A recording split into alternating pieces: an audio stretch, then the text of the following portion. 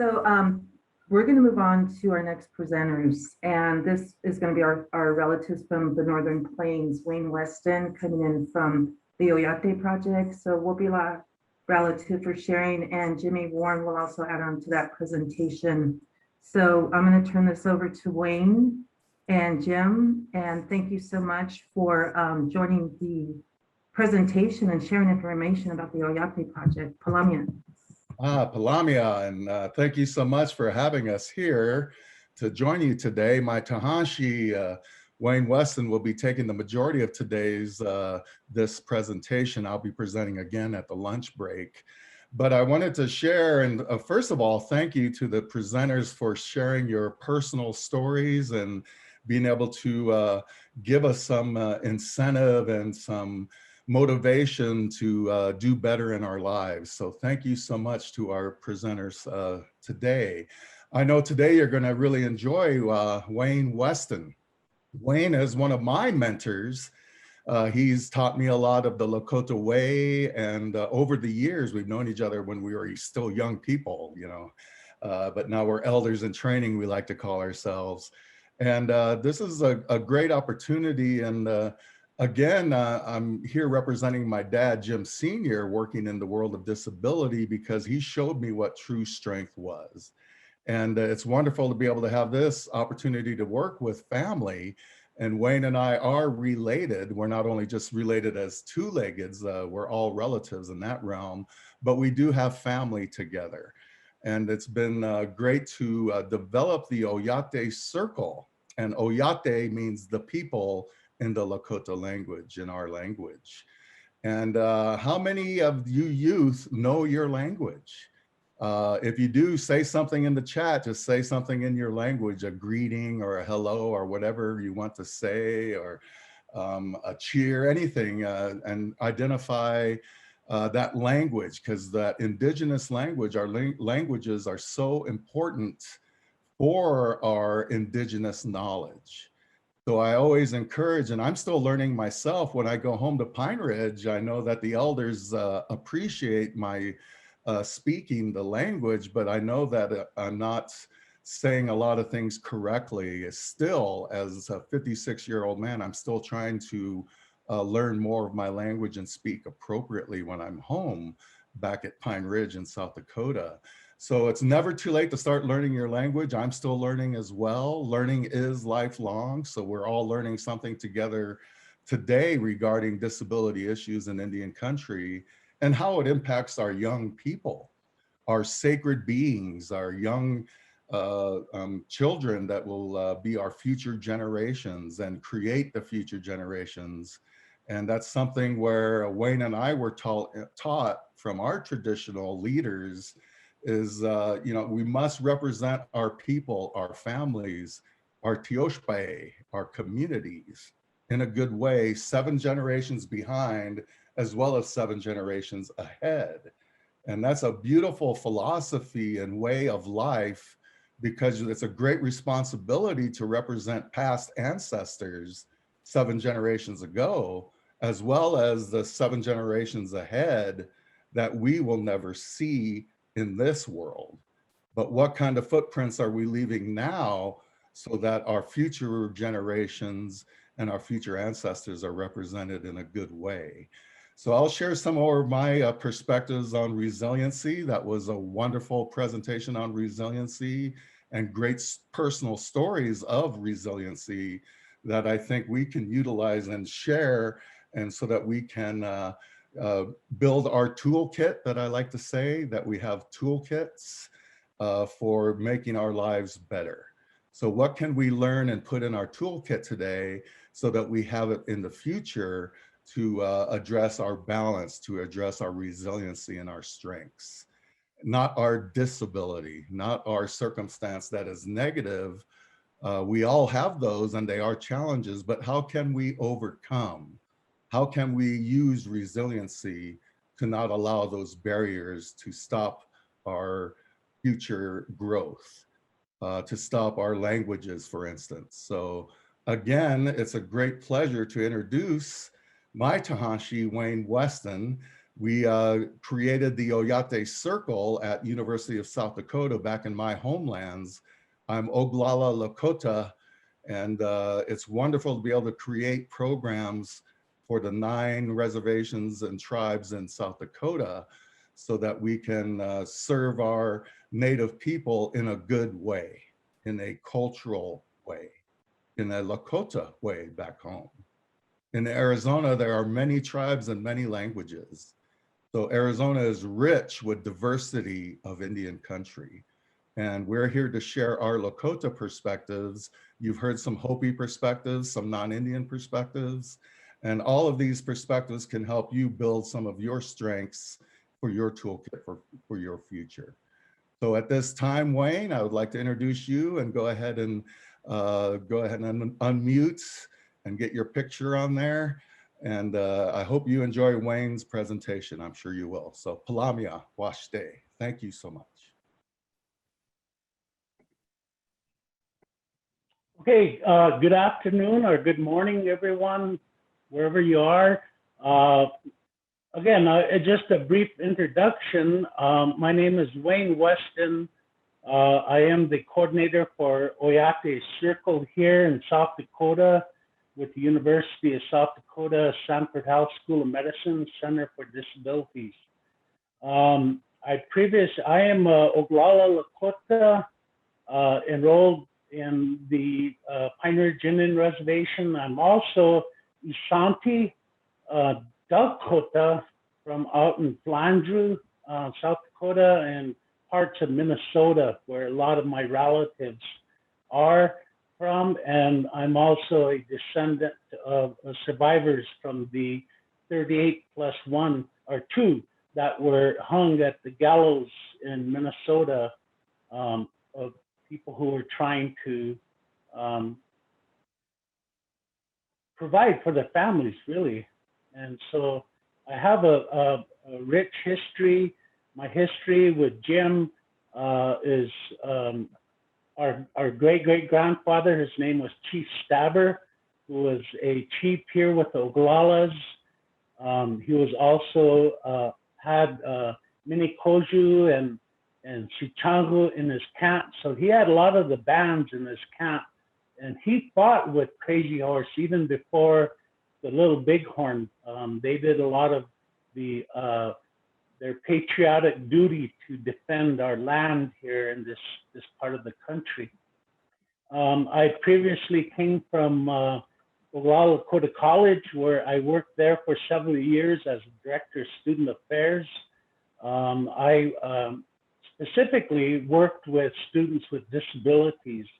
And so that's kind of how I got into the work of disabilities, is working in the higher education spectrum. So I had some experiences, but I think the most probably profound experience and understanding I had about disabilities has to do with the fact that I actually, you know, as a Native person growing up in the public schools and so forth, I had experiences where I actually, you know, faced racism almost on a daily basis.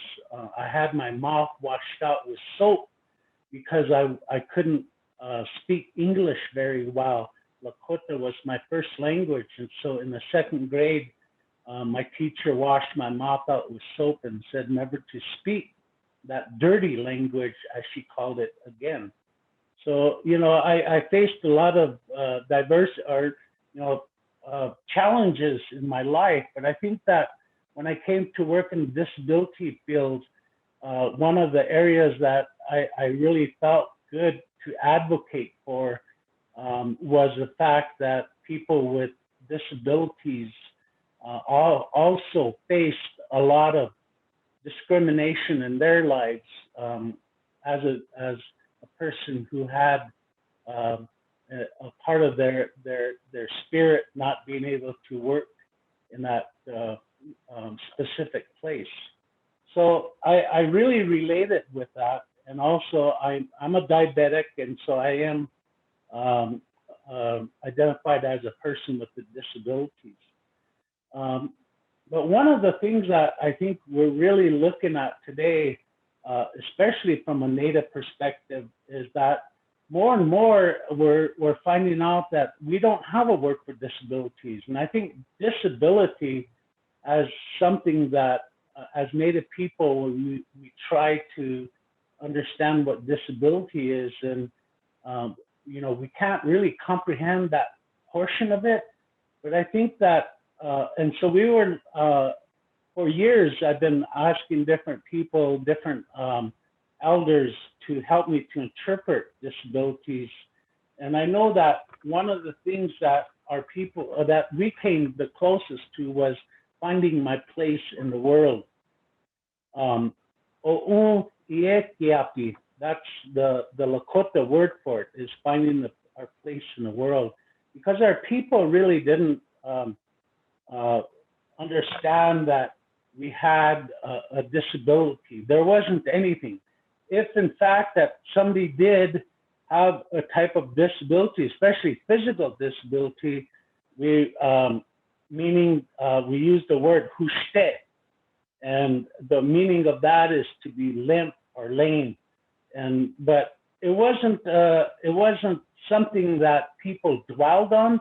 They said, yes, okay, we see this, but you have to find your place within the camp. What are you gonna do to be a productive part about the overall people within your camp? And so it was to find that balance. It was to find something within their lives that, I was like using an example in the olden days where a warrior is out there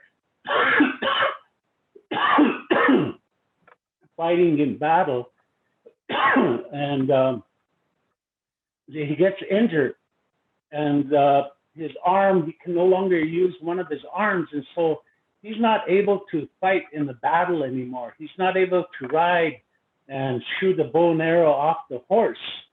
So there was, I guess, a sense of disability, but it wasn't a disability. That's how the people didn't look at this warrior as a disability.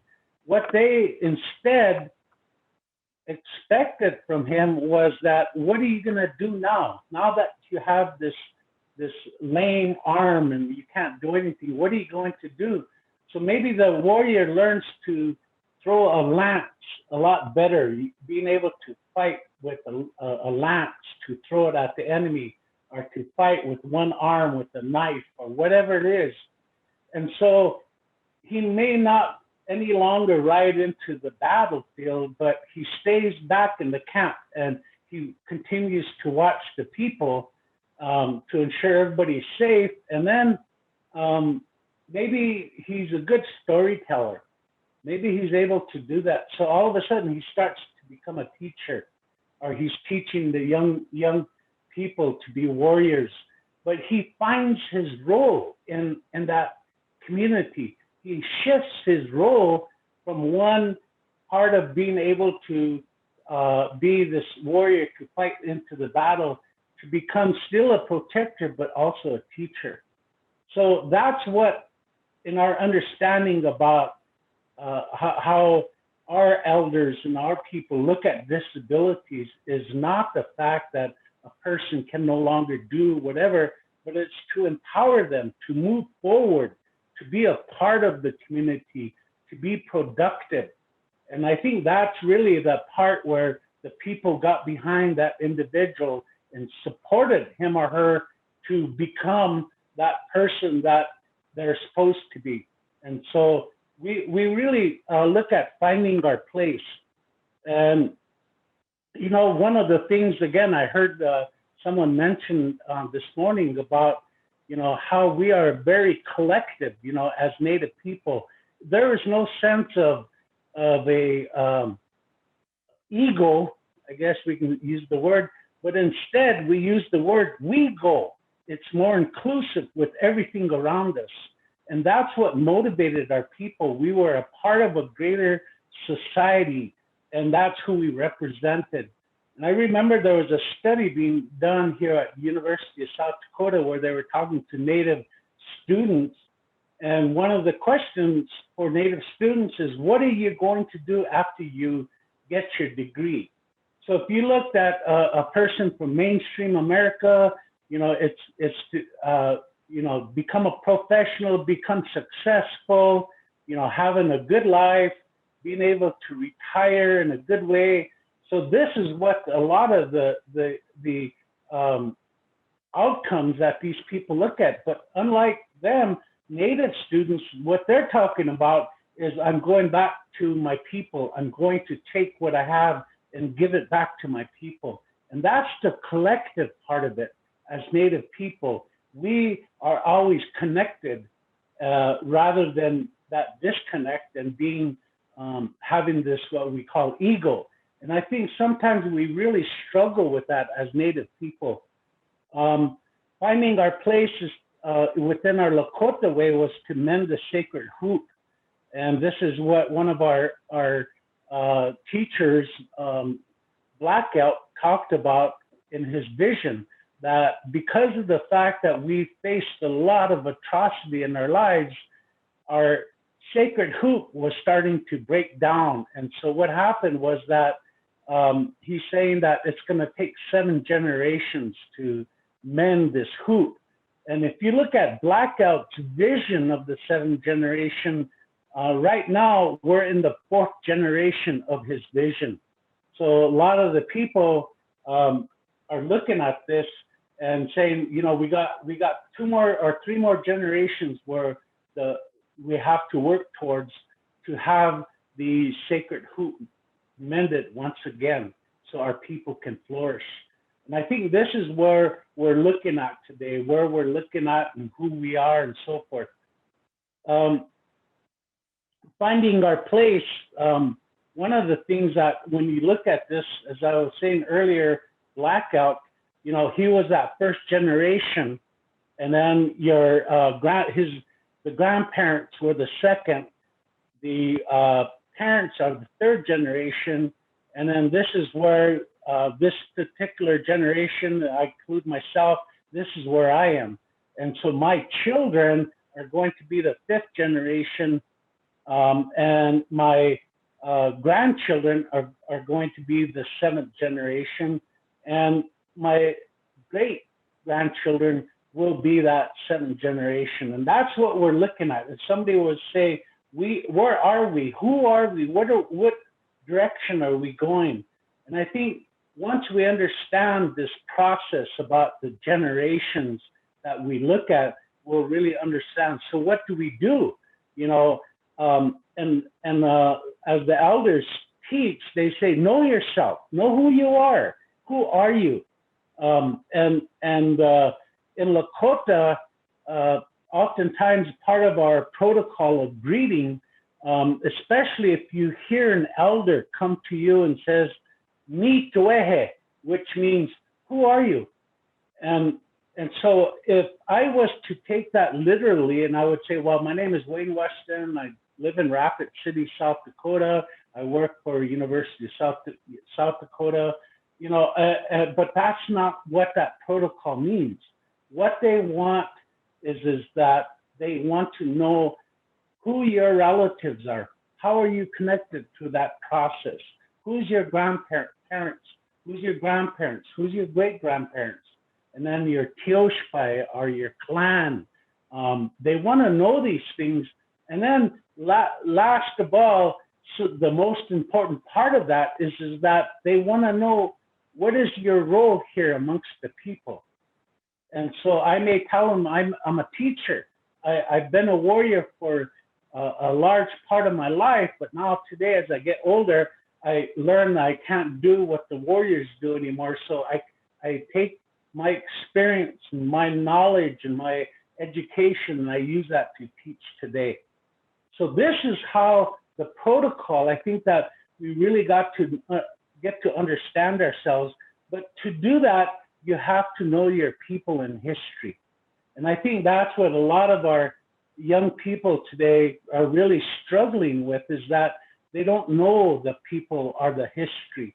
And that's something, again, that we need to understand, and so that we can be able to carry that on to the next generation. We have to research. We have to really understand, ask questions, talk to our elders, and everything possible to be able to do that, to prepare to mend that sacred hoop. And I think that as all Native people across this continent, you know, our sacred hoop that is broken, I think we're all included in this as a sacred hoop. And how do we do this? And so it has to be a return to oneself, being able to really know yourself, where you came from and where you're going. One of the things that we really work with our people and we try to advocate is calling back your spirit. And this is one of our ceremonies that we have, and we ask people to say that, you know, we need to call back our spirit so that we can become whole again. And that's something that I think that we're all a big part of, is that we're trying to understand about what happens. But a lot of our people with disabilities today, basically, there's a large majority of our people are not born with a disability, but something tragic happened to them. Something happened to these people. And so they may have gotten in a car accident or some kind of tragedy that took a part of themselves. And a lot of times what we see is, and we call this disassociation in the psychological world, but it's our spirits left us. They left, and we are no longer a full person. So the only person that can call their spirit back is yourself. You know, when I was growing up, I remember my mother, outside, we would play outside, and we would hear our mother during supper time, and she would call us. And something that I didn't really understand, especially as a young boy, was that she would call our names 4 times. 4 times she would say our name to ensure. And so I really wondered why Mom always called our name 4 times, until as I grew older, I asked her, and I said, why is it that you were always calling us 4 times? I think I heard you the first time, Mom, you know, but she was telling us about that, our spirits that we have as a child, if we're having fun outside, playing with the other kids and everything else, and all of a sudden we have to leave, we have to go back home. And that spirit of that child would say, no, I don't want to go home. I don't want to go inside. I want to be out here where everybody is. We're all having fun. And so what happens is that there's kind of a disassociation that happens, and we leave, and that spirit remains outside. And so when you call that spirit back 4 times, then that spirit has to come back in. And that's what my mother was doing, calling our spirit back as a young child. So when we lose a part of our spirits in any kind of tragedy, some kind of traumatic incident, that it is a form of disassociation. And so we'll hear people say that I was just beside myself, or I'm just not all there, or I feel numb, lost. These are statements on an energetic level, and we can see outside of ourselves. Parts of ourselves becomes lost. And even to the point where a person says, you know, I was on the operating table and I was watching them operate on me, or I was in a car accident and I saw my body laying inside of the car. That's the part what we're talking about, is that we have a lot of our people, we give them, especially our people, relatives with disabilities, because they face all kinds of trauma, discrimination, or whatever it is, we have to work and to ensure that they continually call their spirits back, and so that they're able to empower themselves, so that then we can give them the tools that they need to be able to do the work that they have to do, a part of that. And so that's where we call it Nagikichopi, calling back your spirit. And so we want to do this, and this is part of what we want to see our tribal voc rehabs doing in the communities, and to empower. The first thing that should happen is that these people need to be empowered to call their spirits back. I worked in the domestic violence field for several years, working with men who batter. So I did re-education classes, and also went in and helped my sisters in the shelters, and really trying to be an advocate for them. And you see a lot of these are relatives who have been where the violence has happened to them, that they've lost their spirits. You also see this with children who go through any kind of trauma, whether it be molestation, physical abuse, sexual abuse, all these things that our children witnessing, their spirits have left. So we see a whole generation where people are not connected. We can tie this also to historical trauma as generation after generation. So the big part of what we try to do is get these relatives to call their spirits back so that they can be able to do the work that they need to do to be productive within their communities. So Blackout, this is a picture of Blackout, and he said this: "And I saw the sacred hoop of my people was of many hoops that made one circle, wide as daylight and as starlight. And in the center grew one mighty flowering tree to shelter all children of one mother and one father. And I saw that it was holy." And, again, somebody mentioned about visual using a lot of the visual things that when we teach is a big part of our lessons as Native people. It was a huge part, storytelling, visuals. But this is what I envisioned when Blackout was talking. He talked about all of these circles within this one hoop. And in the center was this mighty flowering tree with the children inside of it. And so I always wondered, well, what, he's talking about the hoops that within that circle, and what are they? What are those hoops within that circle? So when I look at this, our people, we call ourselves Te Oyate, which means the Buffalo Nation. And that's part of our creation story. And so part of it is that the Buffalo Nation was our teacher, especially to develop a home, to develop a society and how it stands.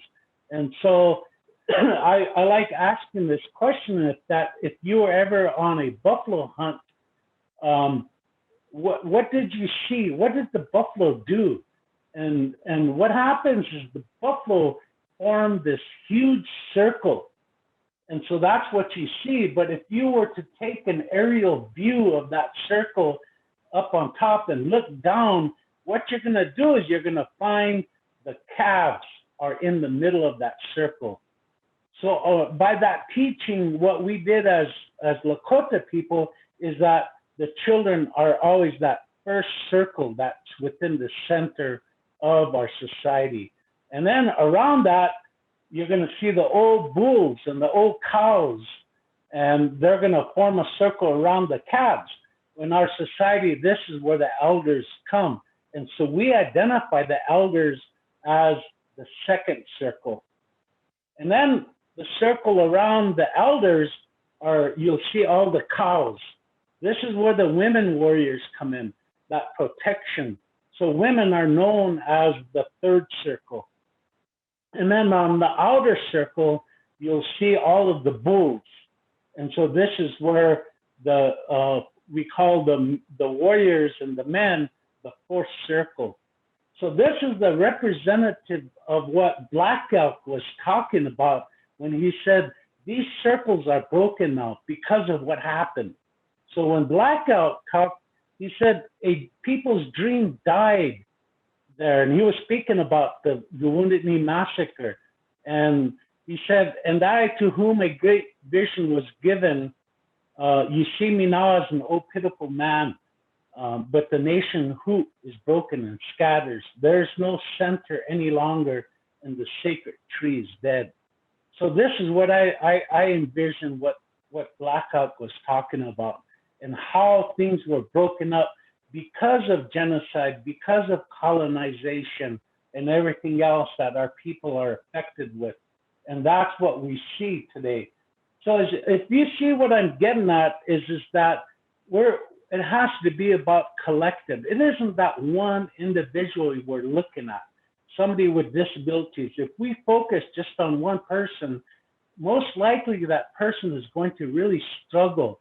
But when we add that person to the collective, then what you're going to see is that there's an empowerment. And so he or she needs to understand what's going on here when we talk about that sacred hoop being broken. So when we talk about the nation's hoop that is broken today, what we see is that we see a marginal shields of what it is for our children, which our children are into the center. I remember several years ago when the suicides were really starting to make an incline in Indian country amongst our youth. I was asked to go to this reservation and talk with a group of fourth graders, and their majority in that class, the students, either their brother or sister or one of their relatives attempted or committed suicide. And they were probably the most effective. So I went there and I asked these students, I spent a day with them and we talked, and I just asked this question very casually, is that, why do you think everybody's committing suicide? And so they came up with some great answers. They were talking about depression, alcoholism, drug abuse, gang violence. But something that really, I think there was a common theme amongst all of them. What they said, they're scared. They're scared. And so I really had to think about this, about what are they scared about? And so if you looked at it through a cultural perspective, it was these circles that were broken up. And there are no longer any protection for these children in that center. So what goes on is that we have a lot of tragedies, a lot of violence, a lot of unnatural ways of doing things in our society are not being done. So we have all these dysfunctions that are attacking our children. And so this is what I see, why our children are being scared, why they're not able to flourish the way we should be. There's something going on. And it isn't the fault of our children, but it's the fault that our sacred hoop has been broken. And so we have to mend that. And when I work with people with disabilities, this is what I'm telling them. This is where you need to be an active part about in our society to mend that sacred hoop. You need to find your place. You need to find how to strengthen, whether you be a man in the fourth circle or a woman in the third or an elder in the second circle. This is the layer of protection that our children need. And today we don't have that. We see where they're struggling a lot within their world today. So how do we do that? How do we heal? How do we go forward? So how the mending of the sacred hoop is to finding your place in your circle. And I think that's something that I see we need to really look at, is that where is your place in that circle? What do you do? Maybe you were doing this at one time or something, that what can you do to find that place within your circle? If it's the men's circle, the women's circle, or the elder circle. And even the children need to find that. In these circles, there is strict autonomy. That's where each circle is autonomous of their own. They are all responsible to themselves. And they have to do this in order to keep that. So me coming from the fourth circle, I can never enter into that third circle and tell the women what they need to do. That's not my role, and vice versa, are in all of the various circles that we have in society. So you see that each society, each circle, their society has their own leaders, right? For you see the women, there are a lot of women leaders today that they're out there. There are a lot of women warriors, just like men. Same with the elders. There are a lot of elders out there who are continuing to be warriors to protect. They have their roles and responsibilities. And even that first circle, children, they have their own society. And I ask people, how many of you, being in a school setting, in the playgrounds, you see children fighting.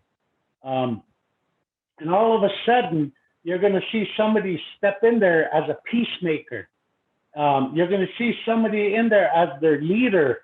You're going to see somebody, the warriors. All of the what we have in each of our circles, they have in theirs as well. And that's theirs. That's theirs. And they hold each other accountable. They learned about that. They understand what peer pressure is, whether it's negative or positive. They understand these things, that it comes from their peers. And so these four circles are autonomous, but when they come together, they make a massive wall of protection for one another, that layer. And I think this is that you're going to find your place in that circle. What are you going to do? Are you going to get out there? Maybe you were a mechanic at one time, and the car fell on your arm and you can no longer use that. What are you going to do? Well, maybe you need to go to school. Maybe it seems like you're good at art. Maybe you can be an art teacher, or you can be good at math, or science, or whatever it is. You learn to readjust and find your place within that circle. You need to know what your role is in that circle. And again, I just mentioned that. What is that role that you have? What do you actually do? How are you going to do that? And where are you going to be able to find your place within that circle? How will you balance that role in a bicultural world? And I think, again, especially for our young people, they need to understand they live in a bicultural world. There's something that we really have found within a lot of our young people is confusion. There's confusion of people living in this bicultural world that we exist in. And so when we talk, and there are some terms you hear out there like decolonization, people can take that literally and saying, we're going to do away with all of anything that's non-native. We're going back strictly to be native. And I think that's really something that we can't attain. We can't do that. We cannot go back to the way our ancestors were. But in fact, the teachings of our ancestors was actually there to being able to go into another generation and adapt into that environment. That adaptability of the teachings goes from generation to generation, so that as long as that foundation of our culture is there, we can adapt as we go on into each generation. This is something that our young people are going to buy into. They're going to buy into that because they love this. I mean, all of us do. We love this society that we live in. How many of you would rather, be inside of a cold teepee with the weather with 40 below, and you're sitting in there with a fire going, trying to keep warm, or laying on a nice bed in your home with the heater on, with a good comforter on? We can't. There are part of us that things that cannot be, that are immutable, but we need to adapt into that. And I think this is something that our young people are being challenged with today. We think that it's their inherent right to be Native or to be Indigenous. But you got to realize that our young people may not buy into that. They may say, well, of course, I know who I am, but I choose this path. And they may be struggling. But the thing is that how can we provide incentive for them to show them that they can actually make things a lot more manageable by using that cultural teachings in today's environment. And I think that's what they need to be learning, and to live in that bicultural world. They need to find the strengths and weaknesses. And when I worked with the Dakota College, one of the things that I did every year with the incoming freshmen and our new students, one of the things that we did was part of our orientation. I talked about the Vision Quest approach to higher education.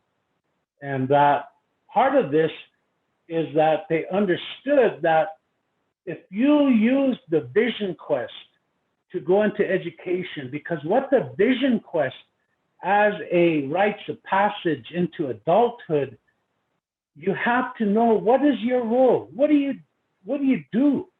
And so, a lot of our students, I asked them, how many of you have been through Vision Quest? How many of you who've been through the Ishnati, or the making of the woman ceremony? These are the two rites of passages into adulthood ceremonies for young men and young women. And maybe I'll just find one or two people who participated into that ceremony. And just like the elder said, "Ni tuehe," who are you? How many of you really understand? And most of us people coming into the freshman year, they may have an idea about what they want to do with their degree, but they're going to go through this process like a Vision Quest at the mid part of their education. Just like on the Vision Quest, they're going to receive a vision. And then what's going to happen is that they're going to give that vision being given to them, they're going to be taught how to accomplish that.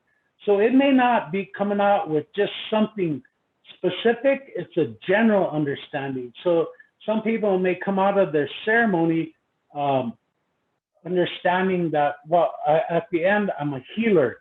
So does that mean that maybe that person's going to be interested going into nursing, or maybe to become a doctor, or to become work in a nursing home and helping the elderly, or whatever it is that they choose to do, but they have that general understanding about being a healer. Some may be a warrior. Maybe they're going as a warrior, they're going to get their law degree and fight in the courts, or maybe they're going to go into military, or maybe they'll join a warrior society to make their communities safe. These are what part of what this means. And so part of that is that the first part of the Vision Quest, you're going to find what your strengths and weaknesses. And oftentimes when you find your weakness, maybe you're going to feel like giving up. Oh, I can't do this. But if they understand the Vision Quest approach to this, they're going to say, wait a minute, I'm supposed to find out about this weakness. I know I have these strengths, but this is my weakness. So I have to do something different. So a lot of them, maybe they'll go on to say, I need to take some other types of pre-entry courses for math or science or reading or whatever it is that they need to do, rather than give up, become discouraged and give up. But they're looking at this through a Vision Quest. This is what they need to do. And that's the same with the women. They understand what the Ishnati is to prepare them to become a woman in the world, the Vision Quest to prepare them to become a man in the world. And they have their roles and responsibilities. set an action plan to build on your strength and weakness. And that's something that I think people really think that, you know, they'll set an action plan for their weakness, but what about their strengths? You know, you cannot dichotomize these two, strength and weaknesses, rather to bring them together, to make them part of a whole so that you understand who you are. So this is part of what we're really trying to get a lot of our people with disabilities to understand. What are they? Prepare yourself physically, spiritually, mentally, and emotionally. And I think, again, you need to really look at this is that these aspects of physical, spirituality, mentally, emotionally are not a dichotomy. Again, we can't put them and compartmentalize them into certain places. They are marginal. They are a big part of who we are. And I know that oftentimes, I remember I was down in Hunt, Texas, and I was talking to this therapist down there at this center. I was doing training, and he was telling me this, and I said, okay, this is something I really understand, because I was talking about the marginal, keeping things marginal, that interconnectedness, the wholeness of everything around us. And he said, in my field, in the world of psychology, he said, if I told you that I was working with a person with multi-personality disorder, and all of a sudden I seen this lime-colored mist come out of his body, he said, I can't tell that to my colleagues. It's something that I cannot mix those in the world that I work in. And so I told him, I said, you know, in our culture, that's supposed to happen. That is a part of that cognitive process of getting a person's mind to be able to empower them so that they can get rid of that unnaturalness energy that they have within them. So this is something that I think it's really important that we try to do, is that we keep that as a whole. We don't compartmentalize these 4 areas of our lives that we have to ensure that they are interconnected. Make a commitment to yourself, your people, and creator. And that's part of this process of really understanding yourself, is that you have to make this commitment to yourself. You know, I'm going to do this. I need to go through this. I know it's a challenge, but it's something I really want to do. And I really try to empower our people to look at this. When you call back your spirit, you have to empower them to call back their spirit. When they understand what their vision is, you have to empower them to reach that. And I think a lot of our tribal voc rehabs are doing that with our people in our communities to help them to reach that. And never lose sight of your vision. You know, that's something that I think in our culture, our communities have what we call the vision keepers. And these people are the ones who are very contemplative. These are the wise ones. These are the people that will, if something is not going right within their community, these are the ones who we're going to hear from. We're going to hear from these people and understand that what they're saying is that, listen, we're losing our vision. We have to come back to it. And then lastly is to complete your commitment. Complete that commitment of what you're doing. And that was the way, for me, when Blackout said that we have 7 generations, we have so much to do with our people. And our people who are trying to find their place in their communities, we need to help them to do that, whether or not they have a, as we call, disability or not. These are the people we need to help. This is how we're going to help our future generations to do something. So I really want to thank you for giving us this time. I know that when Jimmy and I go out, we do a lot of work. We really have committed ourselves. Actually, this is kind of our last part of our journey in life, is to work in this field. I've worked in law enforcement. I worked in the schools. I've done many things. I'm an acupuncturist. But we committed ourselves to this area to help our people to really get to understand. So I just want to say, Mitakwe Oyase, that we are all related. And I thank you for giving us this time to share some of this information with you. Thank you. Eche tuelo. That is all.